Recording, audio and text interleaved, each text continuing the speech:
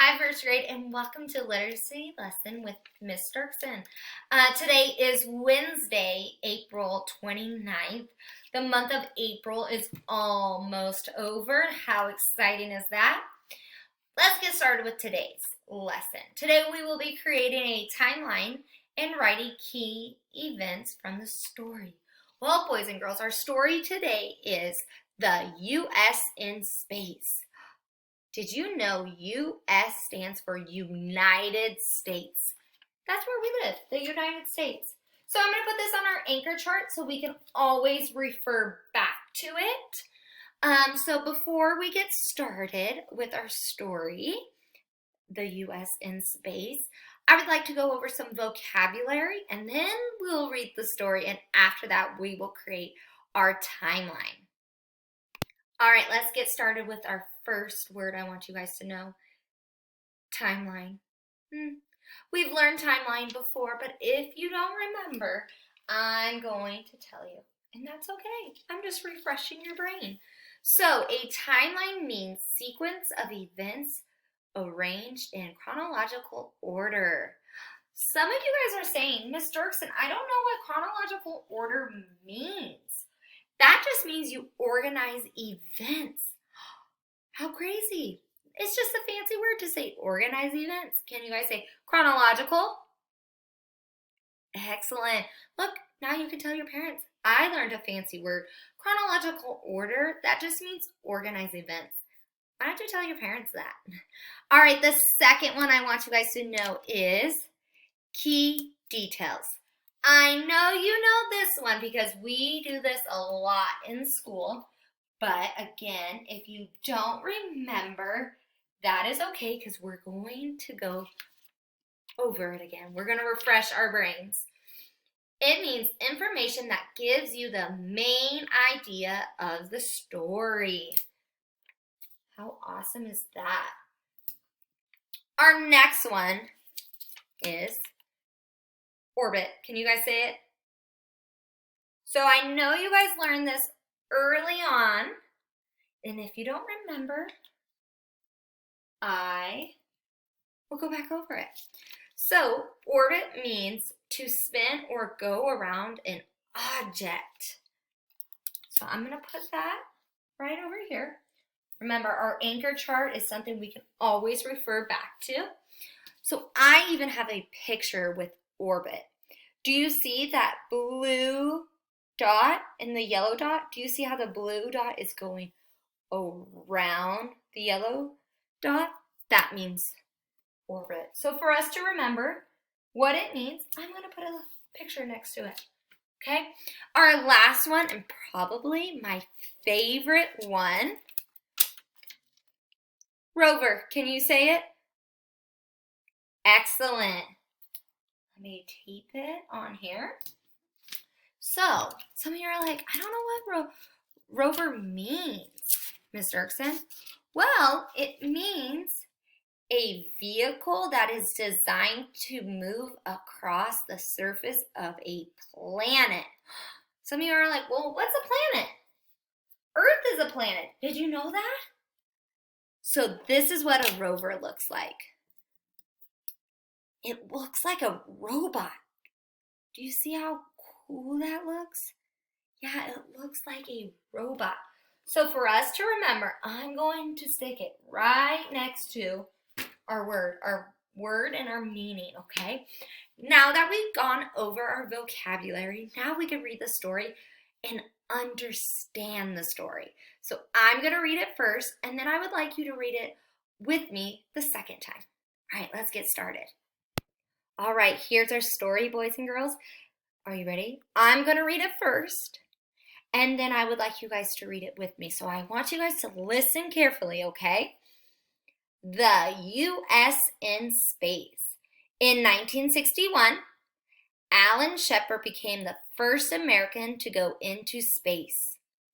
A year later, in February 1962, John Glenn orbited Earth 3 times. In July 1969, a team of U.S. astronauts landed on the moon. There's a vocabulary we learned. Orbited. All right, let's keep reading. Today there are rovers, remember, that's the robots, showing us pictures of Mars. Maybe one day astronauts will land on Mars. All right, now that I've read it, are you ready to read it with me? All right, let's start with the title of the story. The U.S. in Space. In 1961, Alan Shepard became the first American to go into space. A year later, in February 1962, John Glenn orbited Earth 3 times. In July 1969, a team of U.S. astronauts landed on the moon. Today, there are rovers showing us pictures of Mars. Maybe one day astronauts will land on Mars. Now that we finished our story 2 times, we are going to create a timeline. Are you ready? All right, boys and girls, here is our timeline. This is something I created and I put it on Seesaw. If you don't want to do it through Seesaw, we can create a timeline. I will show you how on this piece of paper. I'm going to be doing some of it with you, and then you guys are going to finish the rest. So the directions, remember we always have to start with our name. And then our directions say, in the box above the timeline, this is above the timeline, write in 3 dates in order that we'll discuss within the story. Did you hear 3 dates? I heard 3 dates. Then give 1 sentence retelling what happened on that date. So this is where we're going to retell what happened on that date, okay? Then, right in here, they reminded us what the dates were. But they're not in order, so we might need to pause the video and go back and re-listen to Miss Dirksen read it, okay? It says, here are 3 dates that were discussed in the story. 1969, 1961, and 1962. So, I'm going to draw an arrow because that's what this says. So if you don't do it through Seesaw, I'm showing you how you could do it on a blank piece of paper. So we're going to start with an arrow. How simple. Just an arrow. Doesn't need to be perfect. So we got to fill in what is above the timeline. We got to figure out those dates. Do you think you could help me? If you don't know our first date, remember, good readers go back to the story and find out. So if you need to pause the video and go back, do that right now. All right, if you went back, do you know what the first date was? What was it?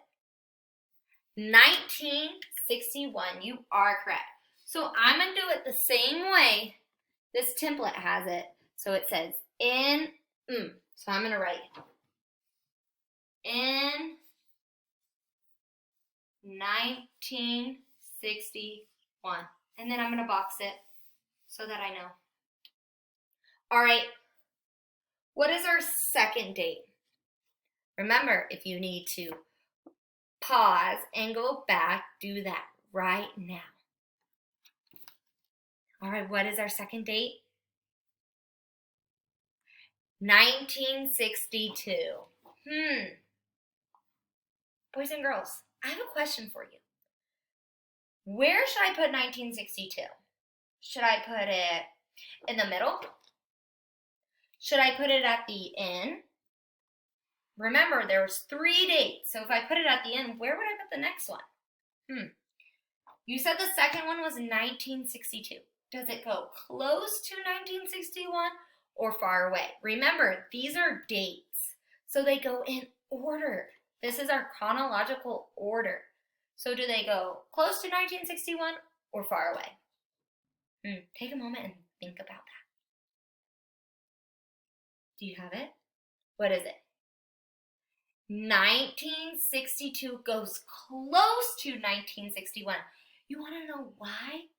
There's no years in between the two. That's what's next. That's what comes after 1961. So I'm going to put it close together. 1962. And then I'm going to box it. All right. What is our third and final date the story talked about? If you need to pause, and go back, do that right now. All right, what is our third and final, boys and girls? 1969, you are correct. All right, so we kind of talked through, where do we put it? Do we put it close to 1962 or far away? What do you think? If you said far away, you are correct. That's because it doesn't go 1961, 1962, 1969. That doesn't sound correct. There's years in between 1962 and 1969. So we need to leave a space so that we can tell other people and ourselves that there are years in between them and there's spaces. So I'm going to stick it right here. So in 1969. All right. Now I have filled the top of our row. So I have done the first part of the direction. And then it said, then give one sentence retelling what happened on that date.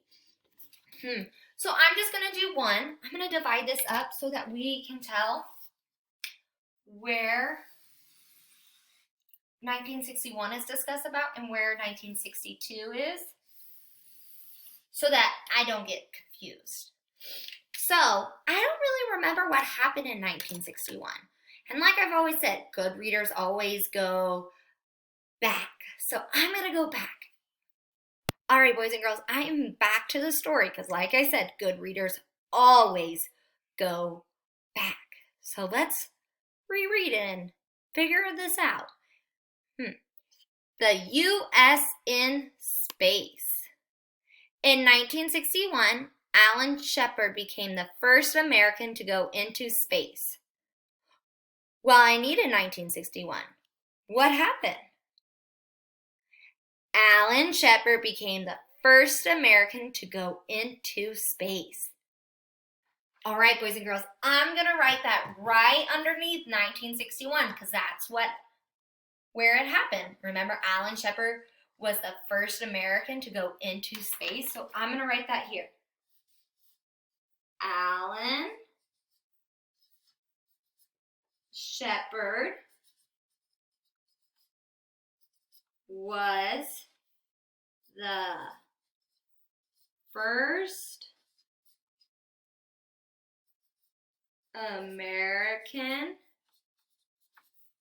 to go into space. Excellent. Remember, a complete sentence always starts with, a complete sentence always starts with a capital and ends with a punctuation.